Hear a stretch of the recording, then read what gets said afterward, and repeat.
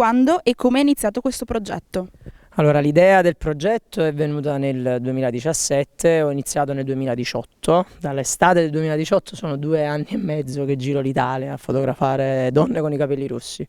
Queste foto andranno sul libro, anche su Instagram, sul sito internet, ma principalmente sul libro, dove ci sarà la storia di ciascuna delle ragazze, un piccolo trafiletto, nome, luogo dello scatto, e il libro verrà venduto e tutto il ricavato andrà alla Fondazione Melanoma di Napoli. La mia missione è da una parte raccogliere fondi per la Fondazione Melanoma Onlus di Napoli per far conoscere le sue attività, dall'altra voglio dare voce alle ragazze, cioè mostrare la loro bellezza e darle voce. Perché ti sei dedicato solo alle rosse? Bah, a parte gli scherzi, mi sono dedicato solo alle rosse perché chi ha i capelli rossi del fototipo 1 e 2 è molto più predisposto al melanoma e quindi diciamo vuole sensibilizzare anche questo progetto su questa cosa.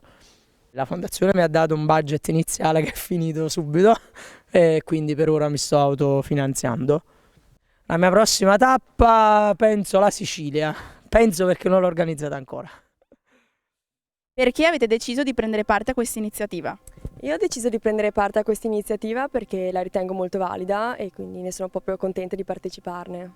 Credo che sia anche importante sensibilizzare la gente a questo tipo di problematica, al melanoma.